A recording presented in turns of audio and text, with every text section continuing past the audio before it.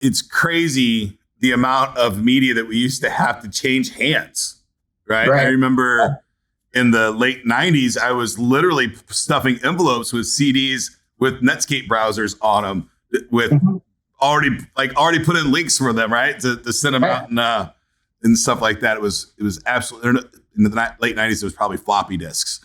But it was an investment too. That's what you invested in, you know? It was a huge investment. Yeah. I mean, our franchise, our corporate franchise had it all there. I didn't have to do anything to replicate it. It was just, I just had to order it, you know, but it was an investment. Right. And so today you see that the investment of the hard media is gone. I guess your franchise invested in the creation of all the media and creation of all the content, which is really can be expensive, but it also can be very affordable. Absolutely. I mean, you have to have the social media part of it now. I mean, you can't not be on Facebook or Twitter or any of those things. I mean, you can dislike it, but if you want to be competitive, you have to have it, right? Right.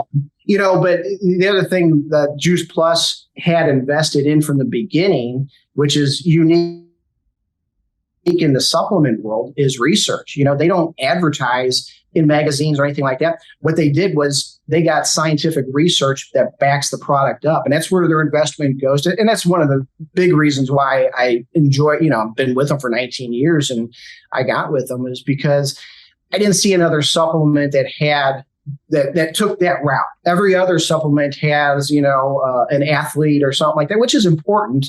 Don't get me wrong. We have our share of professional athletes that take it, but the what they talk about is why they got started with is because of the research. So that's where their investment went to, as well as, you know, the social media platforms, putting everything from CDs onto like a YouTube channel.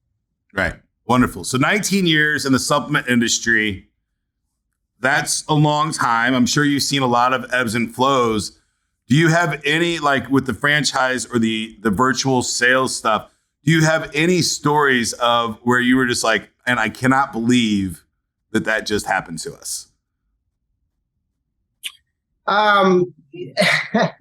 You know, it is a funny story that the CEO of the company tells. It was prior to me coming on board, but it is kind of funny because they were going with an athlete, and the athlete that they had chosen was O.J. Simpson, and that was obviously prior to what happened. And so the CEO talks about, hey, you know, all of a sudden he turns on the TV and he sees this white Bronco being chased. And there was the guy they were going to have as the face of the franchise. And they took they took the route of, okay, we're going to go away from that into the research. So, you know, hopefully anybody who gets into a franchise with a company, you hope, and that's what I learned from our higher ups in the company is they're willing to admit, okay, this was a bad route to take. Let's go this way. And, you know, so that was like that moment for them. And, you know, hearing that story from my end of it, it was like, okay, they know what they're doing as far as they wanted to get away from that and go into the other direction.